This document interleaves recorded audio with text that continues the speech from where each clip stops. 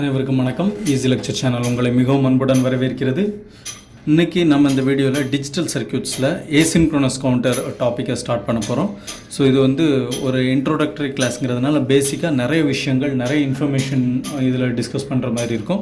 ரொம்ப முக்கியமான topic. ஏசின்க்ரோனஸ் counter பற்றின நிறைய ப்ராப்ளம் சால்வ் பண்ணுறதுக்கு இந்த கிளாஸ் ரொம்ப ஹெல்ப்ஃபுல்லாக இருக்கும். ஸோ வீடியோ முழுமையாக பாருங்கள். மறக்காமல் ஈஸி லெக்சர் சேனலை சப்ஸ்கிரைப் பண்ணுங்கள். நான் உங்கள் இப்போ வீடியோக்குள்ளே போகலாம். ஓகே, ஸோ கவுண்டர் வந்து நம்ம ரெண்டாக பிரிக்கலாம். Synchronous counter, asynchronous counter. Synchronous கவுண்டரில் வந்து எல்லா ஃப்ளிப் ஃப்ளாப்புக்குமே ஒரு காமன் கிளாக் பல்ஸ் தான் கொடுக்கப்படும். அதே மாதிரி நெக்ஸ்ட் ஸ்டேட்டு வந்து ஈக்குவேஷனை வச்சு டிரைவ் பண்ணப்படும். இது ஏசின்க்ரோனஸ் கவுண்டர்னு பார்த்தோன்னா no common clock pulse to all flip flops. எல்லா ஃப்ளிப் ஃப்ளாப்புக்கும் காமனான கிளாக் பல்ஸ் இல்லை.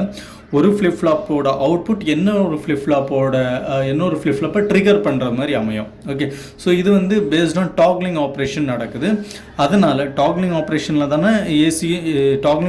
தான் ஏசின்க்ரோனஸ் கவுண்டர் ஃபங்க்ஷன் ஆகிறதுனால இதில் ஜேகே மற்றும் டி ஃப்ளிப் ஃப்ளாப்பை தவிர வேறு எந்த ஃப்ளிப் ஃப்ளாப்பும் ஏசின்க்ரோனஸ் கவுண்டர் டிசைன் பண்ணுறதுக்கு நம்ம யூஸ் பண்ண முடியாது. ஏசின்க்ரோனஸ் கவுண்டர் டிசைன் பண்ணுறதுக்கு ஜேகே ஃப்ளிப் ஃப்ளாப்பையும் டி ஃப்ளிப் ஃப்ளாப்பையும் மட்டும்தான் யூஸ் பண்ண முடியும். இது நல்லா தெரிஞ்சுக்கங்க. இது ஒரு பேசிக்கான விஷயம், பேசிக்கான ரொம்ப முக்கியமான அண்டர்ஸ்டாண்ட் பண்ண வேண்டியது. ஓகே, ஸோ இப்போது இதில் வந்து negative edge triggered, positive edge triggered போன்ற விஷயங்களை நம்ம பார்ப்போம். ஓகே, ஸோ இப்போ ஒரு ஏசின்க்ரோனஸ் கவுண்டர் வந்து ஜேகே ஃப்ளிப் ஃப்ளாப் யூஸ் பண்ணி நம்ம இங்கே வரைஞ்சிருக்கிறோம். ஸோ ஜேகே ஃப்ளிப் ஃப்ளாப் வரைஞ்சி ஒரு negative edge triggered flip flop வரைஞ்சிருக்கிறோம். ஸோ கிளாக் பல்ஸ், இது ஒரே கிளாக் பல்ஸ். ஃபஸ்ட்டு ஃப்ளிப் ஃப்ளாப்க்கு மட்டும்தான் கிளாக் பல்ஸ் போகும். இங்கே ஒரு பபுளில் அது மென்ஷன் பண்ணப்பட்டிருக்கு கிளாக் பல்ஸு. ஸோ இது வந்து நெகட்டிவ் எட்ஜ் ட்ரிகர்டுங்கிறதுனால பபுளில் மென்ஷன் பண்ணப்பட்டிருக்கு.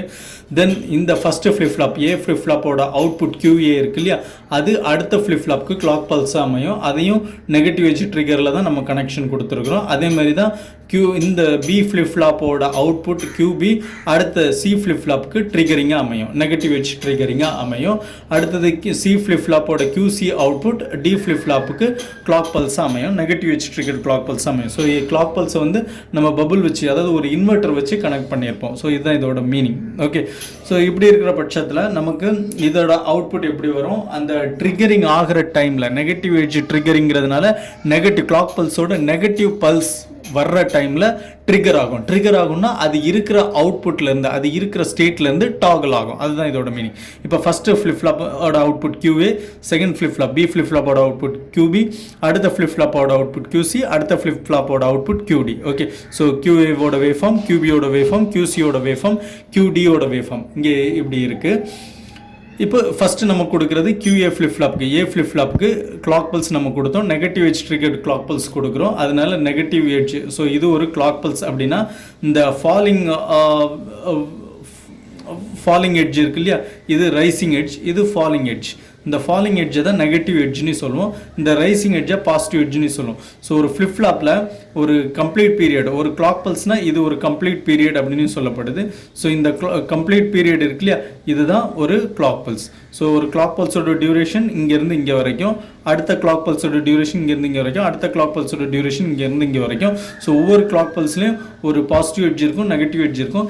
இது நெகட்டிவ் எட்ஜ் ட்ரிகர்டு கிளாக் பல்ஸுங்கிறதுனால நெகட்டிவ் எட்ஜ் வரச்சில் ட்ரிகரிங் ஆப்ரேஷன் நடக்கும். அதாவது அது இருக்கிற ஸ்டேட், ஏற்கனவே ஃப்ளிப் ஃப்ளாப்பில் இருக்கிற ஸ்டேட் வந்து மாறும். பாசிட்டிவ் எட்ஜில் மாறாது. பாசிட்டிவ் இந்த டைமில் மாறாது, இந்த டைம் வரச்சில் மாறும். ஓகே, ஸோ இந்த டைமில் வரச்சில் மாறுறதுனால என்ன ஆகும், இந்த டைமில் வரச்சில் மாறுறது என்ன ஆகும் அப்படிங்கிறத நம்ம இப்போ பார்ப்போம். இப்போ நெகட்டிவ் எட்ஜ் ட்ரிகர்டு கிளாக் பல்ஸில் QA இனிஷியலாக 0 இருக்குது, இந்த நெகட்டிவ் எட்ஜ் வரச்சில் ட்ரிகர் ஆயிடுது. ஸோ 0லேருந்து 1க்கு மாறிடுது. மறுபடியும் அடுத்த கிளாக் பல்ஸில் இருக்கிற நெகட்டிவ் எட்ஜ் வர்றது 1லேருந்து 0க்கு மாறுது. மறுபடியும் அடுத்த நெகட்டிவ் எட்ஜ் வரச்சில் 0லேருந்து 1க்கு மாறுது. மறுபடியும் அடுத்த நெகட்டிவ் எட்ஜ் வரச்சில் 1லேருந்து 0க்கு மாறுது. ஸோ இப்படி மாறிட்டே போகுது. ஓகே, தென் QAவோட அவுட்புட்டை QBக்கு நெகட்டிவ் எட்ஜ் ட்ரிகரில் கனெக்ட் பண்ணப்பட்டிருக்கோம். அப்போ இந்த QA வந்து நெகட்டிவ் எட்ஜ் ட்ரிகர் வரச்சில் பி ஃப்ளாப் வந்து அதில் டாக்லிங் ஆப்ரேஷன் நடக்கும். அது ஏற்கனவே 0 இருக்குது, இந்த நெகட்டிவ் எட்ஜ் வரச்சில் அது 1க்கு மாறுது. தென் இந்த நெகட்டிவ் எட்ஜ் வரச்சில் அது மறுபடியும் 1லேருந்து 0க்கு மாறுது. மறுபடியும் இந்த நெகட்டிவ் வரச்சில் 0லேருந்து 1க்கு மாறுது. ஓகே, ஸோ இப்படி மாறுது. அதே மாதிரி இதோட அவுட்புட்டை பியோட அவுட்புட்டை சி ஃப்ளிப் ஃப்ளாப்க்கு கிளாக் பல்ஸாக கனெக்ட் பண்ணியிருக்கோம் நெகட்டிவ் எட்ஜ் ட்ரிகரிங்கில் கனெக்ட் பண்ணியிருக்கோம். ஸோ அதனால இது நெகட்டிவ் எட்ஜ் ட்ரிகரிங்கில் இப்படி ஆகுது. ஸோ இப்படி ஆகுறதுனால என்ன ஆகுது அப்படின்னு பார்ப்போம். இப்போ QD-லேருந்து நம்ம அவுட்புட், ஸோ QD இங்கே இருக்குது, இதுலேருந்து நம்ம அவுட்புட் எல்லாம் பார்ப்போம்னு வச்சுக்கோங்க. ஸோ 0th கிளாக் பல்ஸ், இது 0th clock pulse. 0th clock பல்ஸில் எல்லாமே 0 இருக்குது, 0 0 0 0.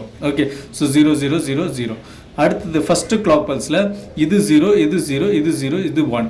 ஸோ 0 0 0 1. அடுத்த கிளாக் பல்ஸில் 0 0 1 0. அடுத்த கிளாக் பல்ஸில் 0 0 1 1.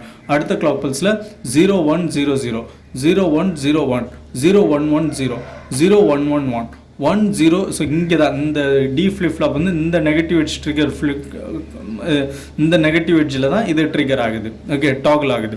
ஸோ 0ல் இவ்வளோ தூரம் 0ல் இருக்குது. தென் 1 0 0 0, இது 1 0 0 1. ஓகே, ஸோ இப்போ இது எல்லாமே நம்ம நியூமரிக் வேல்யூக்கு கவுண்ட் பண்ணோம் அப்படின்னா என்ன ஆகுது? இது 1, இது 2, இது 3, இது 4, இது 5, இது 6, இது 7, இது 8. ஓகே, ஸோ என்ன ஆப்ரேஷன் நடந்திருக்கு அப்படின்னா அப் கவுண்டிங் ஆப்ரேஷன் நடந்திருக்கு. ஓகே, ஸோ அப் கவுண்டராக இது செயல்பட்டுருக்கு. இந்த நெகட்டிவ் எட்ஜ் ட்ரிகரில் நம்ம ஜேகே ஃப்ளிப் ஃப்ளாப்பை இப்படி கனெக்ட் பண்ணுற பட்சத்தில் இந்த சர்க்கியூட் வந்து அப் கவுண்டராக செயல்பட்டுருக்கு. ஓகே, இப்போ இதே இது பாசிட்டிவ் எட்ஜ் ட்ரிகரிங்கில் என்ன நடக்குதுன்னு பார்ப்போம். இது பாசிட்டிவ் எட்ஜ் ட்ரிகரில் நடக்கக்கூடிய விஷயம். பாசிட்டிவ் எட்ஜ்னா ரைசிங் எட்ஜை தான் பாசிட்டிவ் எட்ஜ்னு சொல்லுவோம். ஸோ ஒரு கிளாக் பல்ஸில் இது ரைசிங் எட்ஜ், இதை பாசிட்டிவ் எட்ஜ். இந்த டைமில் டாக்லிங் ஆப்ரேஷன் நடக்கும். அதுமாதிரி அடுத்த கிளாக் பல்ஸில் இது ரைசிங் எட்ஜ், இந்த ரைசிங் எட்ஜில் இது ஃபாலிங் எட்ஜில் ஒன்றும் நடக்காது. ரைசிங் எட்ஜில் தான் ட்ரிகரிங் ஆப்ரேஷன் நடக்கும். அதுமாதிரி ரைசிங் எட்ஜில் தான் ட்ரிகரிங் ஆப்ரேஷன் நடக்கும். ஸோ இங்கே ரைசிங் எட்ஜில் ஏ ஃப்ளிப் ஃப்ளாப் 0லேருந்து 1க்கு மாறுது. அடுத்த கிளாக் பல்ஸில் ரைசிங் எட்ஜில் 1லேருந்து 0க்கு மாறுது. அடுத்த ரைசிங் எட்ஜில் 0லேருந்து மறுபடியும் 1க்கு மாறுது. அடுத்த ரைசிங் எட்ஜில் ஏற்கனவே இருந்த 1லேருந்து 0க்கு மாறுது. அடுத்த ரைசிங் எட்ஜில் ஓகே பாசிட்டிவ் எட்ஜ் ட்ரிகரிங்கில் ஏற்கனவே இருந்த 0லேருந்து 1க்கு மாறுது. இப்படி மாறுது. ஓகே, இந்த QA flip flop. Okay, so இந்த QA ஃப்ளிப் ஃப்ளாப்போட அவுட்புட்டை அடுத்த பி ஃப்ளிப் ஃப்ளாப்புக்கு பாசிட்டிவ் எட்ஜ் ட்ரிகராக கனெக்ட் பண்ணிப்போம். ஸோ ஒரு பபுள் வந்து இருக்காது, இங்கே வந்து பபுள் இருக்காது. Okay, so negative edge trigger flip ஃப்ளாப்பா பாசிட்டிவ் எட்ஜ் ட்ரிகர் ஃப்ளிப் ஃப்ளாப்பா அப்படின்னு கண்டுபிடிக்கிறதுக்கு அந்த பபுள் வச்சு கண்டுபிடிச்சிடலாம். கிளாக் பல்ஸில் கொடுக்கக்கூடிய பபுள் வச்சு, அதாவது அது இன்வெர்ட்டர்னே அர்த்தம், ஒரு இன்வெர்ட்டர் கனெக்ட் பண்ணியிருக்கோம் அப்படின்னு அர்த்தம் அதில். ஓகே, ஸோ இப்போ இப்படி கனெக்ஷன் இருக்கிற QA ஃப்ளிப் ஃப்ளாப்லேருந்து QB ஃப்ளிப் ஃப்ளாப் பாருங்கள். இது ரைசிங் எட்ஜ். ஸோ ரைசிங் எட்ஜில் 0லேருந்து அது டாக்ல் ஆகி 1க்கு வருது. தென் அடுத்த ரைசிங் எட்ஜில் ஏற்கனவே இந்த 1லேருந்து 0க்கு வருது. ஸோ இந்த மாதிரி நடந்துகிட்டு இருக்கு. ஸோ இப்படி இருக்கிற பட்சத்தில் நான் இங்கே வந்து 3 பிட் ஃப்ளிப் ஃப்ளாப் தான் டிசைன் பண்ணியிருக்கேன். இப்படி இருக்கிற பட்சத்தில் QC QB QA இதோட அவுட்புட் எல்லாம் பார்த்தோன்னா இங்கே ஃபஸ்ட்டு 0th கிளாக் பல்ஸில் 0 0 0ன்னு இருக்குது. ஃபஸ்ட்டு கிளாக் பல்ஸில் 0th கிளாக் பல்ஸில் 0 0 0. ஃபஸ்ட்டு கிளாக் பல்ஸில் 1 1 1. செகண்ட் கிளாக் பல்ஸில் 1 1 0. அடுத்தது 1 0 1 1 0 0 0 1 1 0 1 0 0 0 1 0 0 0. ஓகே, மறுபடியும் 1 1 1 அப்படின்னு ஸ்டார்ட் ஆகுது. ஸோ இப்படி இருக்கிற பட்சத்தில் இதை நியூமரிக்கு கன்வெர்ட் பண்ணோம்னா இது என்ன ஆகுதுன்னா 7 6 5 4 3 2 1 0 7. ஸோ இது வந்து என்ன ஆப்ரேஷன் பெர்ஃபார்ம் பண்ணுதுன்னா டவுன் கவுண்டர். ஓகே, ஸோ இப்போ நம்ம ஒரு அப் கவுண்டரை எப்படி டவுன் கவுண்டராக மாற்றுறது அப்படின்னா ஜஸ்ட் கிளாக் பல்ஸை negative edge triggered clock pulse கொடுக்குறத பாசிட்டிவ் எட்ஜாக மாற்றிட்டோம் அப்படின்னா அது டவுன் கவுண்டராக மாறிடும். ஸோ அப் கவுண்டருக்கு நம்ம negative edge triggered clock pulse கொடுக்குறோம், டவுன் கவுண்டருக்கு positive edge triggered clock pulse கொடுக்குறோம். இது ஒரு அண்டர்ஸ்டாண்டிங். ஓகே, அடுத்தது முக்கியமான பாயிண்ட்ஸ் என்ன அப்படின்னா எந்த ஃப்ளிப் ஃப்ளாப்க்கு நம்ம டைரெக்டாக கிளாக் பல்ஸ் கொடுக்குறோமோ அதுதான் LSB. ஓகே, அதுக்கப்புறம் எந்த ஃப்ளிப் ஃப்ளாப் அந்த ஃப்ளிப் ஃப்ளாப்பை விட தூரத்தில் இருக்கோ அது MSBயாக இருக்கும். Okay, then negative edge triggered flip flop வந்து அப் கவுண்டர் டிசைன் பண்ணும், positive edge triggered flip flop down counter design பண்ணுறதுக்கு யூஸ் பண்ணுவோம். தென் ஃப்ரீக்வன்சி பார்ப்போம். எந்த கிளாக் பல்ஸ் LSB இருக்கு இல்லையா, LSB எந்த ஃப்ளிப் ஃப்ளாப் LSB டினோட் பண்ணுதோ அதோட ஃப்ரீக்வன்சி அது அவுட்புட் கொடுக்கக்கூடிய ஃப்ரீக்வன்சி அதிகமாக இருக்கும். தென் எந்த ஃப்ளிப் ஃப்ளாப் MSB கொடுக்குதோ அது கொடுக்கக்கூடிய ஃப்ரீக்வன்சி அது அவுட்புட் கொடுக்கக்கூடிய ஃப்ரீக்வன்சி கம்மியாக இருக்கும். ஸோ ஒரு சில கொஸ்டின்ஸில் இது கேட்டிருப்பாங்க. ஸோ ஃப்ரீக்வன்சி கண்டுபிடிக்கிறதுக்கு இப்போ கிளாக் பல்ஸோட ஃப்ரீக்வன்சி அதை விட டிவைடட் பை 2 தான் LSBயோட ஃப்ரீக்வன்சி. அதை விட டிவைடட் பை 2 அடுத்த ஃப்ளிப் ஃப்ளாப்போட ஃப்ரீக்வன்சியாக இருக்கும். அதை விட டிவைடட் பை 2 அடுத்த ஃப்ளிப் ஃப்ளாப்போட ஃப்ரீக்வன்சியாக இருக்கும். ஓகே, ஸோ இப்போ தேர்ட் ஃப்ளிப் ஃப்ளாப்போட ஃப்ரீக்வன்சி கண்டுபிடிக்கணும்னா 2 பவர். ஸோ ஃபஸ்ட்டு ஃப்ளிப் ஃப்ளாப்போட ஃப்ரீக்வன்சி கண்டுபிடிக்கணும்னா 2 பவர் 0வால் டிவைட் பண்ணோம். ஸோ 2 பவர் 0னா 1 அடுத்த ஃப்ளிப் ஃப்ளாப்போட ஃப்ரீக்வன்சி கண்டுபிடிக்கிறதுக்கு 2 பவர் 1 அடுத்த ஃப்ளிப் ஃப்ளாப்போட ஃப்ரீக்வன்சி கண்டுபிடிக்கிறதுக்கு 2 பவர் 2 ஆல் டிவைட் பண்ணணும். Okay, so MSB flip flop தூரம் போக அதோட ஃப்ரீக்வன்சி கம்மியாகிக்கிட்டு இருக்கும். ஓகே, அப் கவுண்டர்லையும் சரி டவுன் கவுண்டர்லையும் சரி. அடுத்தது மாட் 8 கவுண்டர் பார்ப்போம். மாட் 8 கவுண்டரில் இதுவும் மாட் 8 கவுண்டர் தான், இதுவும் மாட் 8 கவுண்டர் தான். ஆனால் என்ன அப்படின்னா இதோட சீக்வன்ஸ் பாருங்கள், 1லேருந்து 0 7 6 5 4 3 2 1 0. ஸோ இது வந்து மாட் 8 டவுன் கவுண்டர்.